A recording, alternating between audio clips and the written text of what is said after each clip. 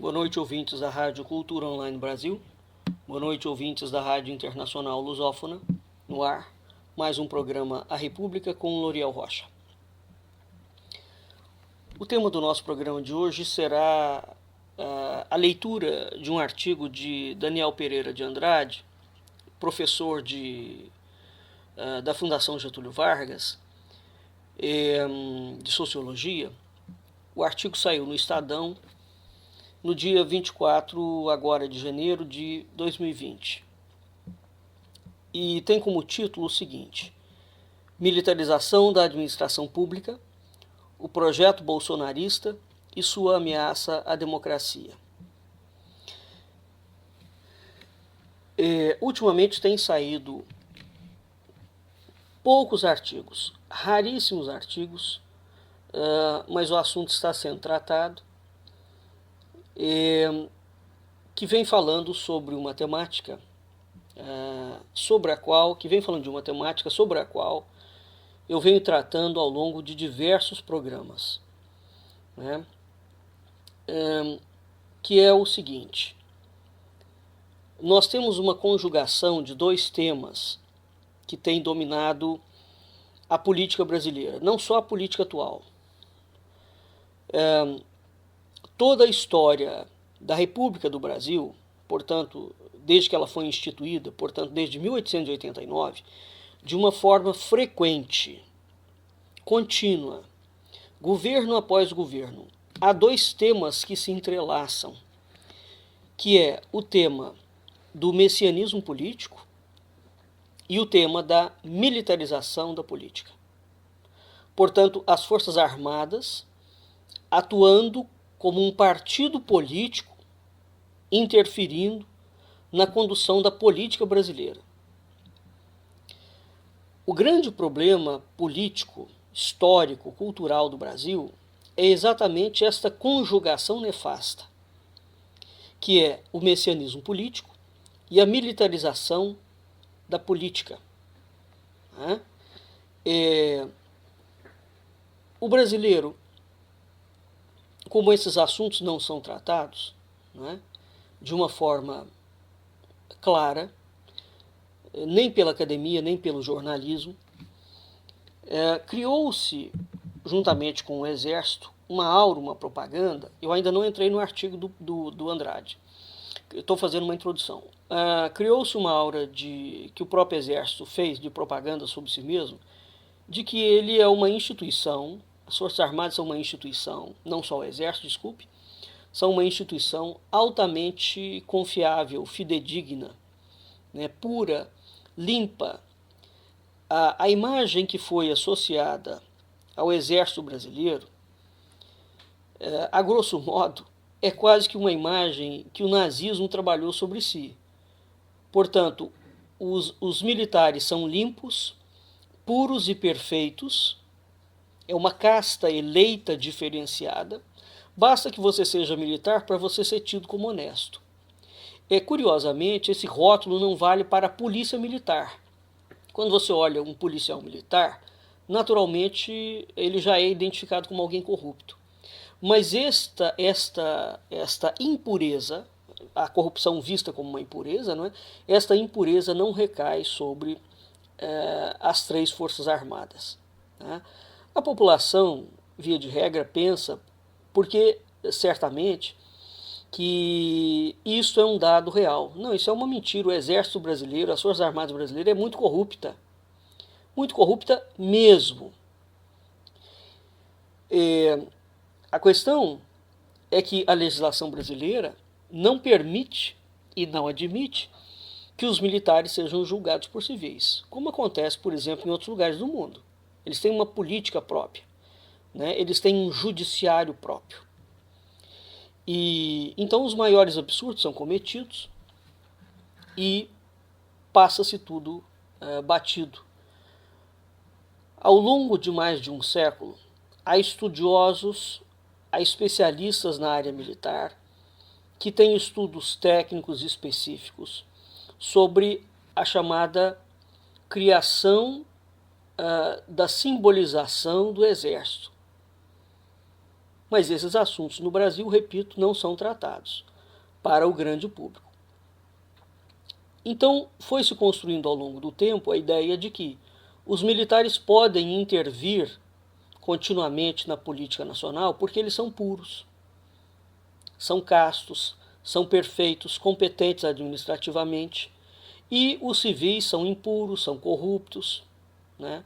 São incompetentes. Há uma polarização aqui. As Forças Armadas representam o bem supremo, absoluto, no sentido teológico. E os civis representam o mal. Tá? Ora, este jogo de simbolização e de apropriação dos símbolos da República, as Forças Armadas, sobretudo o Exército, das três forças, qual delas fez a maior apropriação simbólica da República? O Exército. Por outro lado, quando nós vamos estudar a história do Brasil, a história do Brasil é bem diferente. Ela mostra, primeiro, essa construção teórica, simbólica, que sobretudo o Exército das três forças foi fazendo com ele mesmo, e mostra que, ao contrário da propaganda, os militares são extremamente incompetentes no quesito à administração pública. Eles têm mais de 100 anos interferindo continuamente na República Brasileira e essa gente não entende absolutamente nada de política. Né? Todas as vezes, grande parte, em grande medida, o caos político-administrativo do Brasil deve-se, graças a essa interferência massiva, contínua, direta ou indireta, dos militares na administração pública brasileira. Então esse assunto precisa ser tratado, sim, com a devida gravidade. Qual é o problema do governo de Jair Bolsonaro? Essa conjugação nefasta, portanto, do messianismo político. Então o que os militares fazem? Eles vão construindo as suas carreiras e os seus apoios políticos usando o mito do messianismo político. E esse mito do messianismo político é utilizado para que eles possam, a partir daquela ideia da recuperação da pureza e de um enviado, para que eles possam legitimar as suas incursões ilegítimas e ilegais em cima da política nacional, para continuar controlando a política nacional.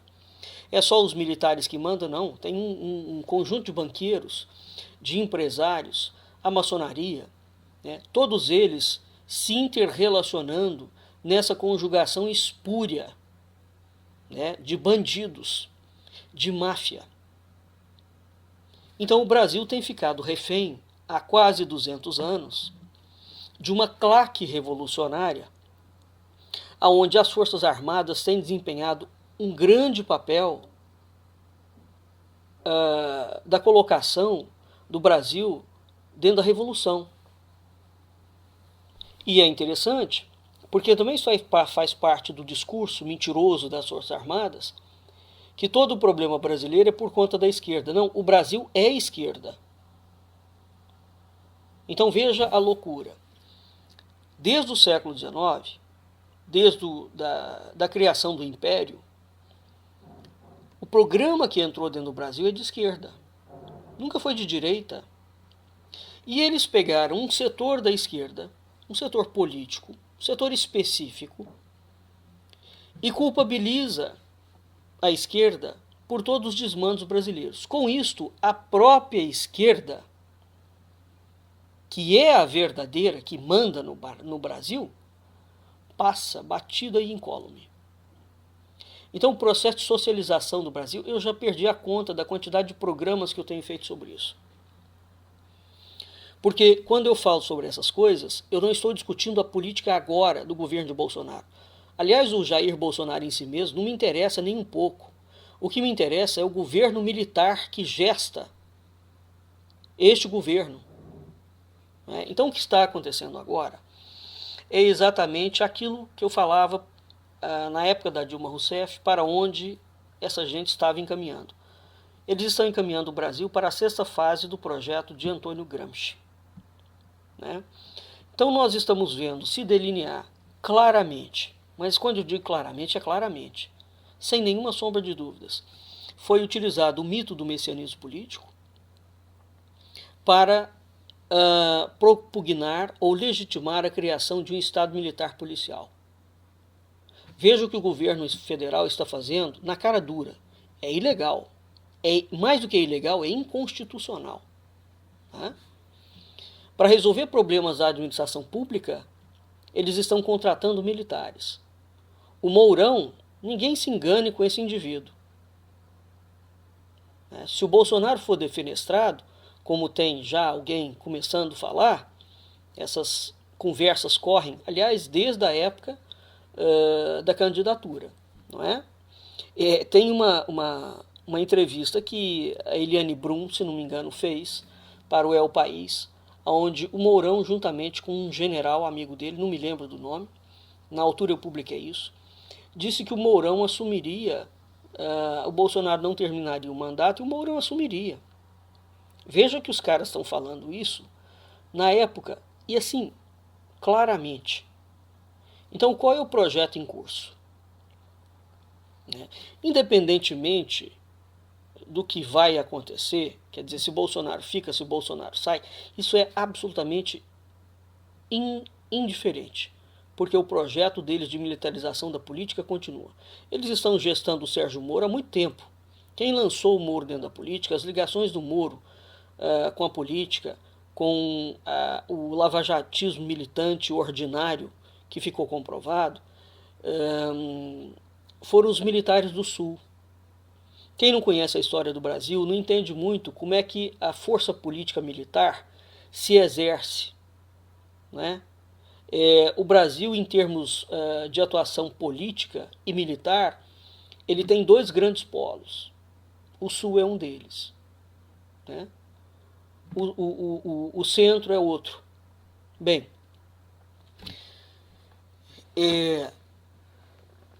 então, dito isto, vamos aqui, o artigo foi muito bem escrito e é preciso que alguém tenha a coragem de trazer isto. Eu tenho falado sobre esses temas há muito tempo. Outro dia o Luiz Felipe Pondé, não, o Leandro Carnal fez uma incursão nesse sentido do messianismo político, do tenentismo, que é messianismo. E o ministro da Deseducação, o judeu nazista Weintraub, disse que ficou irritadíssimo com o artigo do Pondé, do Karnal, porque o Karnal estava correto. O Karnal tocou exatamente num ponto, né? E é interessante, justamente o Karnal que não toca nesses assuntos.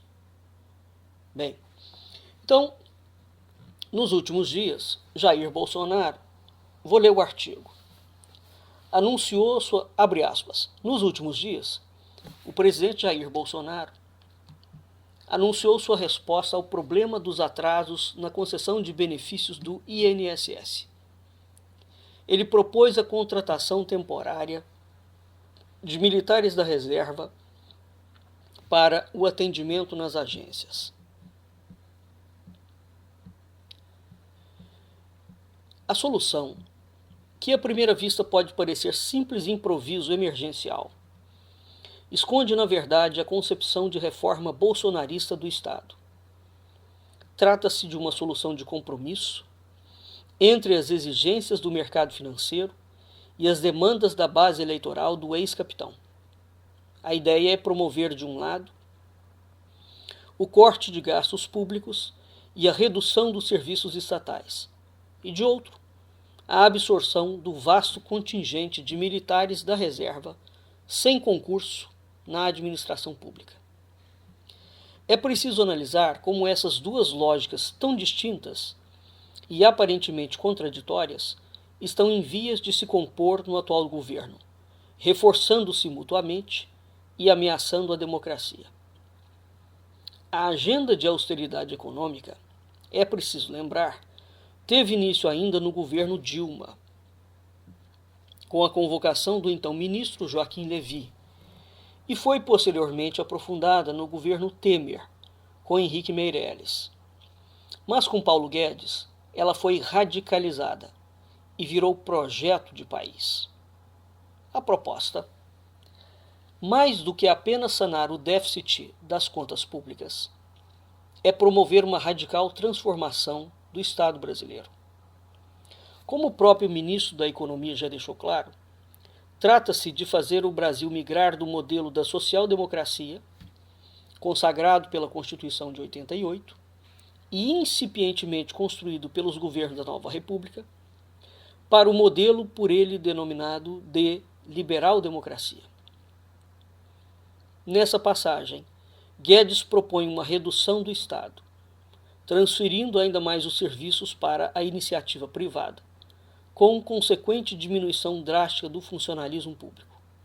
Por isso, o ministro suspendeu grande parte dos concursos públicos, impedindo a reposição do quadro de pessoal, em um contexto de reforma da Previdência, que fez com que muitos funcionários, que já tinham condições, antecipassem suas aposentadorias. Os efeitos da redução de pessoal, agravados pelas restrições da PEC dos gastos, se fizeram sentir imediatamente. O tempo de espera cada vez mais longo na concessão de benefícios já é consequência dessas medidas sobre o INSS, para ficar no exemplo em questão. O caos gerado pelos cortes ameaça tornar setores da administração pública completamente disfuncionais, surgindo ainda a possibilidade de explodirem revoltas populares em função da insatisfação com os serviços prestados. Essa situação cria uma dupla oportunidade para o governo. Primeira, a de reafirmar a ineficiência estatal e atribuí-la não ao estrangulamento orçamentário e do funcionalismo, mas à característica monopolista dos serviços públicos, abrindo caminho para privatizações. A segunda, mais imediata, é a de contratação emergencial de funcionários temporários que possam normalizar minimamente a administração e a prestação de serviços. É nesse segundo flanco que o governo Bolsonaro age de modo a atender à sua base histórica, ao priorizar a contratação de militares da reserva e, por vezes, no caso de falta de candidatos, de militares da ativa, incluindo as forças policiais estaduais, como no caso das escolas cívico-militares, o governo abre a possibilidade de ganho de 30% a mais sobre os valores das pensões ou dos salários, e de uma série de benefícios como adicional de férias, diárias, auxílio transporte e auxílio alimentação. A medida é flagrantemente inconstitucional, como já se manifestou o Ministério Público ao Tribunal de Contas da União, já que cria uma reserva de mercado injustificável para os militares em detrimento dos civis, violando as regras de contratação via concurso público para carreiras específicas. Contudo, isso não impediu o governo de insistir na medida. Ela foi inicialmente incluída na reforma da Previdência, tendo sido derrubados em seu trâmite no Congresso. Depois foi incluída na reforma dos militares, enviada pelo Ministério da Defesa, tendo então sido aprovada no final do ano passado. Temendo ser uma base legal fraca, mais recentemente, no dia 23 de janeiro, o então presidente em exercício Hamilton Mourão assinou o decreto regulamentando a contratação de militares inativos para atividades de natureza civil no funcionalismo público.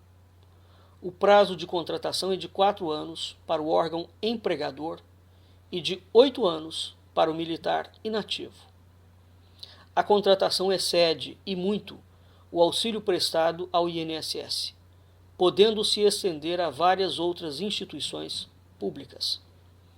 Se aprovada, as consequências dessa medida são amplas e graves. Em primeiro lugar, Bolsonaro retoma o apoio de sua base eleitoral, situada nos suboficiais das Forças Armadas e das Polícias, a qual havia sido abalada pela reforma da Previdência dos militares, que não estendeu aos praças os mesmos benefícios concedidos às altas patentes. É preciso lembrar também que 88% dos militares passam para a reserva muito jovens, com idade entre 45 e 54 anos, tendo ainda pela frente muitos anos de vida útil e aspirações de uma vida financeira melhor. A atuação temporária no serviço público compensaria, sim, as perdas econômicas sofridas na reforma da Previdência e daria ainda acesso a uma operação com algum status. Em segundo lugar, promove-se uma ampla militarização da administração pública. No último levantamento realizado pela Folha de São Paulo, em 14 de outubro de 2019, já eram cerca de 2.500 militares em cargos de chefia e assessoramento de baixo escalão, ainda antes da implementação das escolas cívico-militares. E o segundo levantamento, realizado dia 2, e segundo o Estadão, em 2 de março de 2019, cerca de 130 militares nos 3 primeiros escalões, sendo 8 ministros, o grupo melhor representado no governo. É preciso reconhecer que o governo tem o direito de preencher os cargos comissionados e de confiança, segundo suas preferências, e que no caso do governo Bolsonaro, a falta de quadros técnicos conservadores qualificados e de um partido estruturado facilitou o caminho para a entrada dos militares. Mas o que está em causa agora é algo muito mais radical. É a ampla substituição do funcionalismo público civil por militares inativos. Quanto mais Paulo Guedes desmonta o Estado, corta gastos e impede concursos públicos, mais a administração pública é militarizada. E a militarização da administração permite ao Ministério da Economia reduzir os quadros estáveis e, por isso, independentes do funcionalismo, criando a flexibilidade de dispensar os temporários, quando julgar necessário, segundo motivos econômicos ou políticos. Em terceiro lugar, e de maneira mais preocupante, ocorreria a vinculação política da administração pública militarizada e sem estabilidade ao governo Bolsonaro. Com isso, não apenas a burocracia estatal perderia sua neutralidade, mas ainda mais grave, a cooptação política dos militares poderia criar as condições para o aprofundamento da crise da democracia. O viés político-militar administrativo abre a possibilidade de veto a candidatos e partidos eleitos, de pressão sobre outros poderes e instituições, e, no limite, até mesmo de um golpe militar clássico em nome da preservação dos próprios postos. Os 2 primeiros casos não seriam exatamente uma novidade no caso brasileiro recente. Basta lembrarmos da pressão exercida por militares da ativa sobre o Supremo, quando do julgamento da validação da candidatura de Lula, então líder nas pesquisas, para as eleições presidenciais de 2018. Com a militarização politizada da administração pública, o fantasma tão temido pela direita da venezuelização do país nunca esteve tão próximo, mas com um sinal ideológico trocado. Diante das consequências desastrosas para a democracia e o Estado brasileiro, é imperioso e urgente que o decreto promulgado pelo então presidente em exercício Hamilton Mourão seja considerado inconstitucional e que o Congresso, o STF e o TCU suspendam qualquer medida do governo que vincule as reformas neoliberais à militarização da administração pública, antes que seja tarde. Veja bem, fecha aspas. O artigo é gravíssimo. Evidentemente que Andrade não toca em pontos específicos e faz uma interpretação, a meu ver, equivocada ao inserir os militares. Bolsonaro não escolheu ministros militares aleatoriamente ou porque não tem quadros que poderiam compor com o seu governo. Mentira. Quer dizer, mentira não, porque eu não estou afirmando que ele está mentindo. A palavra foi equivocada.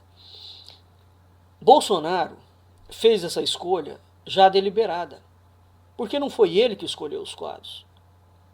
São os generais da ativa e da reserva que compõem o governo dele. nós temos, em termos de quadro político-administrativo, uma conjugação de militarização do Estado nunca antes visto na história do Brasil. Não é só na história recente, não. É na história do Brasil. Então, quando você começa a colocar militares para substituir civis, eles já vinham ensaiando isso, todo mundo deve se lembrar. Botou militar para varrer rua, botou militar para fazer obra pública, botou militar para fazer papel de polícia. Veja o caso do Rio de Janeiro. Cada vez que eles vêm botando militares, desde quando os militares são preparados para agir em construção civil, por exemplo, para fazer asfalto,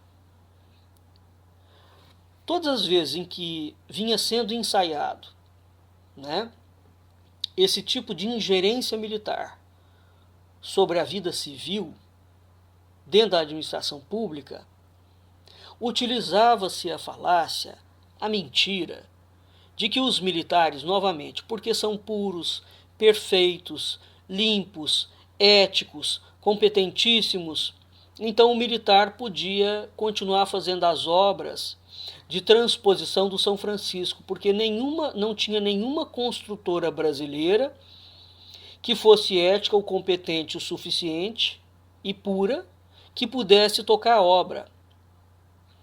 Então, na verdade, o que está acontecendo é que por trás dos bastidores, esses pústulas militares, esses crápulas, esses golpistas, essa é a gente verdadeiramente golpista dentro da política brasileira.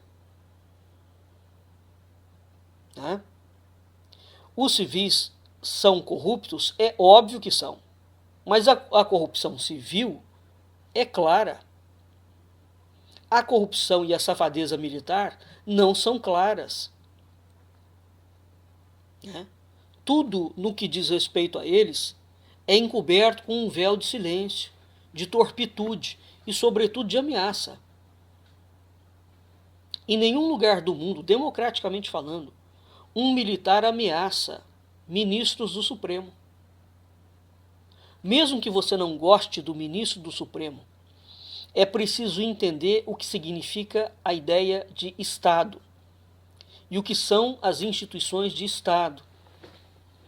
Então, sobre a premissa de combater corrupção, que eles usam o tempo inteiro,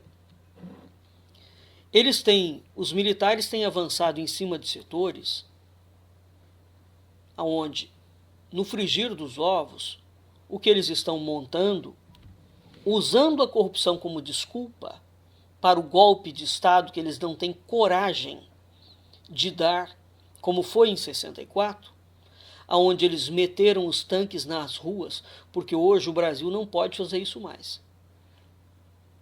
A não ser num caso extremo.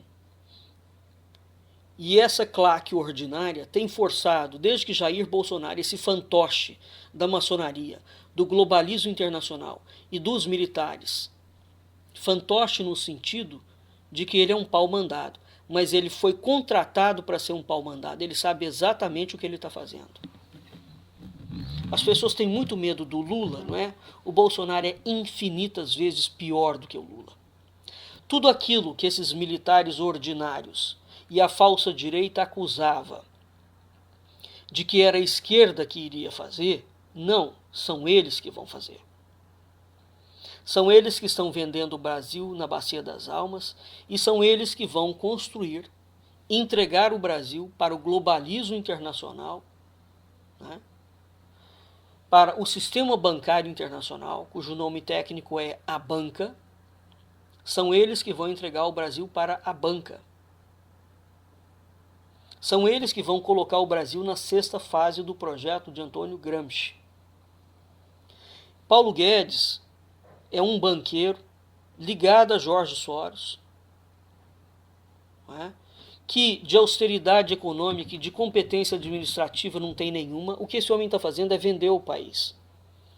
Ele foi contratado e foi trazido para dentro pelos militares o pacto entre eles, entre a raça de banqueiros a qual ele pertence, está subvencionado e é um capacho internacional, Então, o que esse capacho, juntamente com os militares e a maçonaria, estão fazendo é usando o discurso que a mídia brasileira inventou de combate à corrupção, a partir das premissas falsificadas da Lava Jato.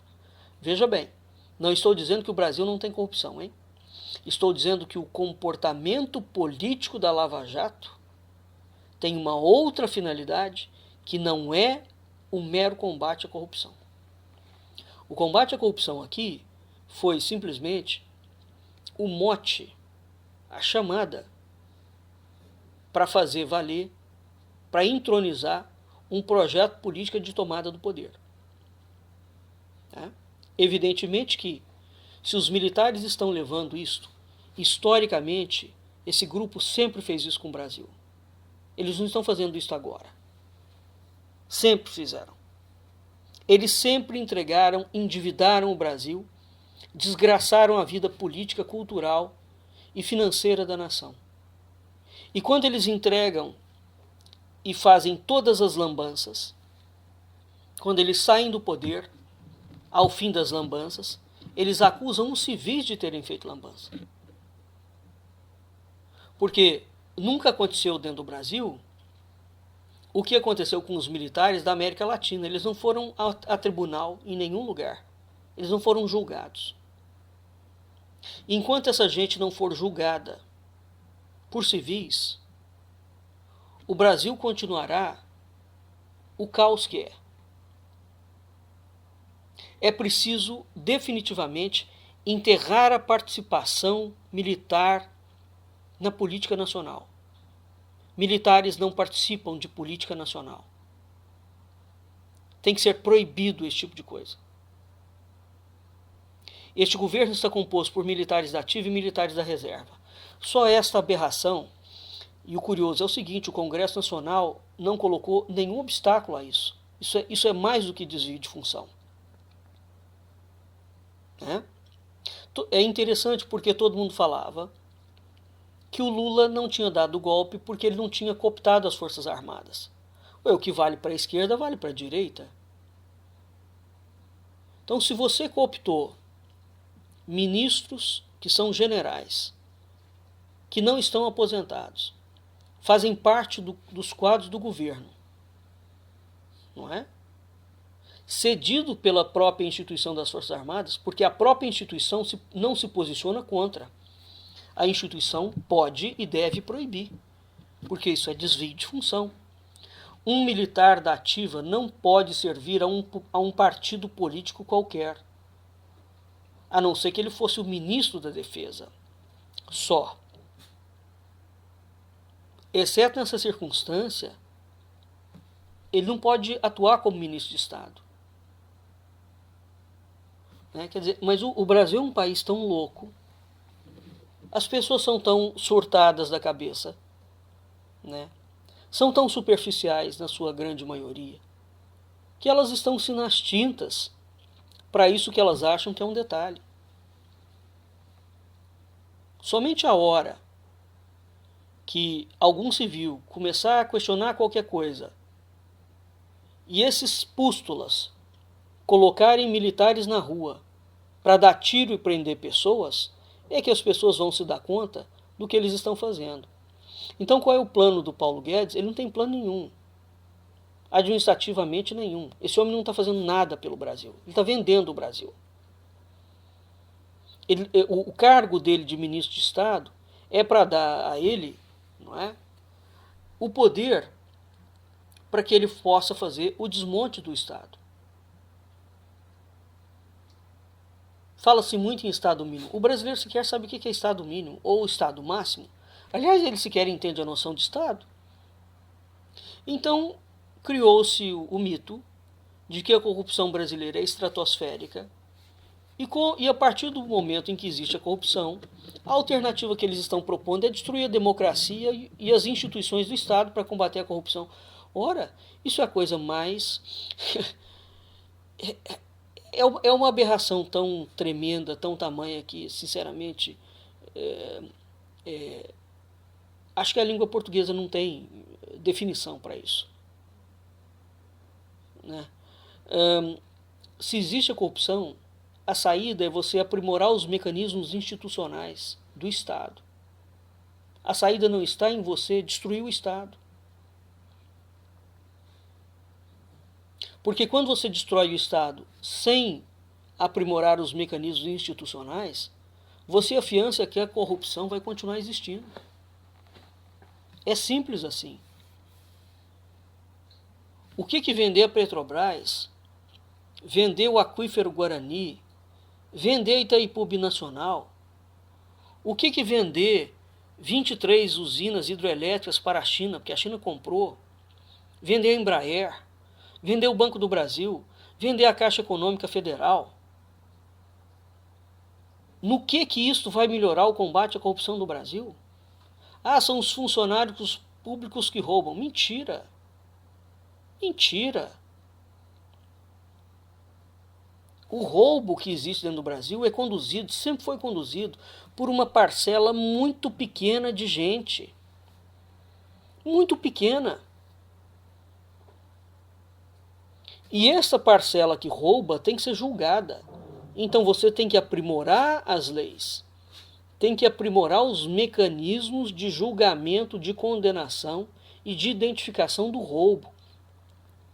Isso não se faz destruindo o judiciário, não se faz destruindo o Congresso Nacional. Ah, vamos fechar o Congresso Nacional, como a falsa direita tem falando, vamos fechar o Supremo. Pois bem, uma vez que fecha o Supremo, quem vai legislar? Os políticos da direita? Hã? Os militares? Quando fechar o Congresso Nacional, quem vai fazer política dentro do Brasil? Os políticos da falsa direita? E quem são eles? Essa molecada, esses patifes todos que entraram na esteira do período da Dilma Rousseff, que candidataram todos eles, mesmo falando que as eleições eram ilegais. Vocês vejam o absurdo dessa gente. Eles acusaram o tempo inteiro as eleições de serem ilegais, né, de serem fraudadas pelo Foro de São Paulo, e mesmo assim eles se candidataram. E agora não querem abrir mão dos seus cargos e das suas vidinhas de nababo. Não tem diferença nenhuma entre essa gente e a esquerda. Aliás, a esquerda, nesse aspecto, ela é muito mais honrada, porque ela afirma claramente a que ela veio. Esses aí negam. Então, essa gentinha está falando em fechar o Supremo e fechar o Congresso Nacional. Eles vão botar quem no lugar? Então, quando você ouve a proposta de fechar o Supremo, porque os ministros do Supremo são corruptos, uma coisa é o ministro do Supremo. Por que essa gentinha não propõe o impeachment de ministros específicos do Supremo? Porque o Brasil tem um método político para tirar ministro corrupto do Supremo Tribunal Federal. Chama-se Senado da República. Se o Senado da República quiser levar a cabo o impeachment de um ministro, é o Senado da República que tem autorização. Então, ao invés de fazer uma política séria, quer dizer, fazer um trabalho dentro do Congresso Nacional para pedir um impeachment de um ministro supremo que está roubando, vamos dizer que os 11 ministros estejam roubando, pede o impeachment dos 11. Agora, não confunda o Supremo com o ministro. O Supremo é a instituição. O que essa gente faz?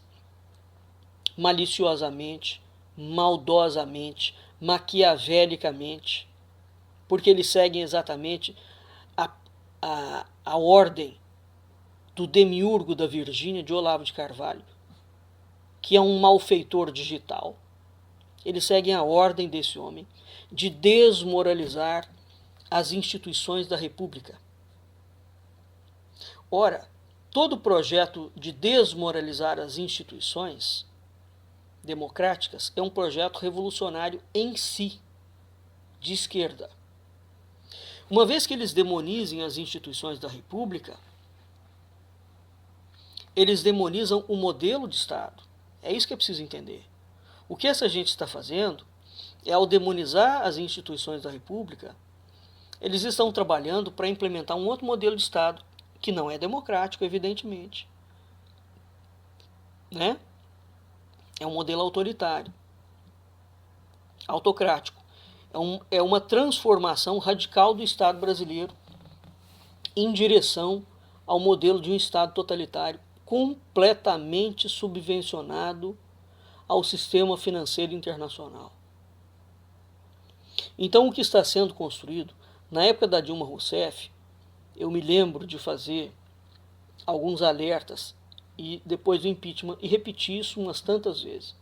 Falei, eles estão preparando uma nova Constituição que vai substituir a Constituição de 88. Eles tentaram fazer isso diretamente, houve uma gritaria generalizada. Fernando Henrique anunciou que ia ser feito, o Nelson Jobim anunciou que ia ser feito, o Ronaldo Caiado anunciou que ia ser feito, vários indivíduos anunciaram.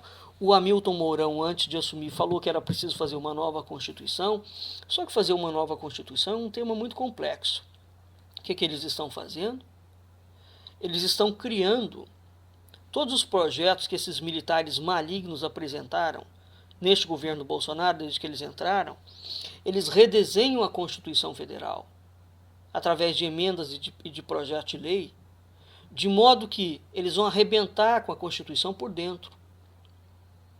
E depois, quando ela estiver literalmente arrebentada, aí eles vão propor um outro modelo. Eles estão seguindo o mesmo caminho que eu falei.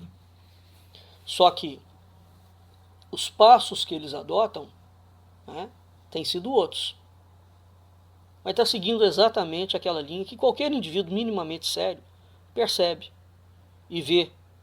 E aqui não existe nenhuma iluminação extemporânea. Existe simplesmente um quadro claro. Então, para finalizar, a política brasileira, ela joga em duas frentes. Desde que o Império foi instaurado, a maçonaria ou os liberais, que a pessoa fala em liberal, a maçonaria é a mãe do liberalismo. A política ultraliberal do senhor Paulo Guedes é a política da maçonaria. É a política da criação da República Maçônica Universal. Ele segue exatamente a mesma linha. Né?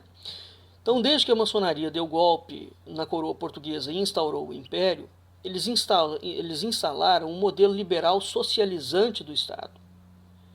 Já naquela altura, eles criaram o mito do messianismo político, que foi sendo gradativamente transferido para os militares. Quando eles depuseram Dom Pedro II, o exército assumiu claramente a função de ser o papel de poder moderador do Estado. Portanto, o exército assume o papel que era da monarquia. Isso já está mais do que comprovado por historiadores e sociólogos seríssimos. Se esse assunto não é trazido à questão do grande público, é um outro detalhe. Mas que os estudos existem, existem. E foi isso mesmo que aconteceu. Não é? Então, aquele mito do messianismo político que havia sido criado no Império, o Estado, a coroa portuguesa tem messianismo? Tem. Mas o messianismo político da coroa portuguesa não tem nenhuma relação com o messianismo político que foi colocado no Império, sob a gestão e o toque da maçonaria. É preciso distinguir alhos de bugalhos e saber as diferenças gritantes entre um e outro. Foi o Império Brasileiro, por exemplo, que criou, já deu os primeiros passos no sentido de controle da cultura. Bem, quando foi construída a República, aí nós tivemos uma conjugação absolutamente clara, cristalina, entre messianismo político e militarização da política. Tá? E os militares passaram a utilizar o mito do messianismo político para interferir dentro da política. Porque, veja, a grosso modo, qual é o papel de forças armadas dentro do Brasil? Nenhuma. O Brasil não tem guerra com ninguém, não faz guerra com ninguém. Então os militares brasileiros, como eles não têm de fato o que fazer, não é?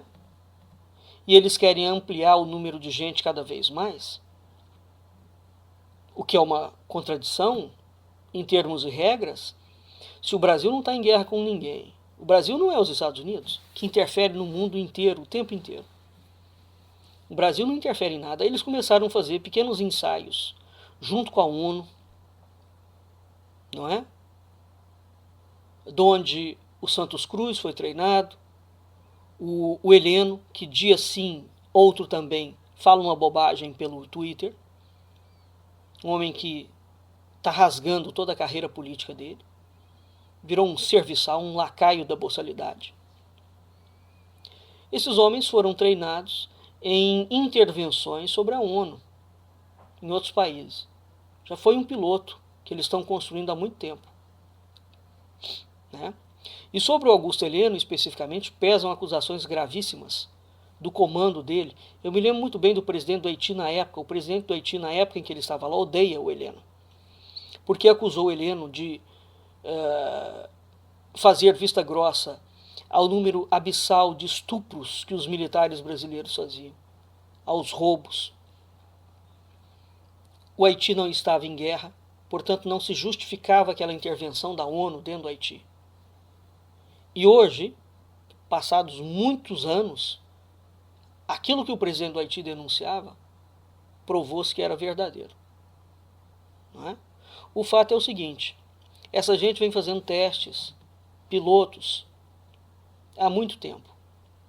Uma vez que eles não atuam militarmente falando, a atuação deles tem uma finalidade. Eles querem tomar conta da política.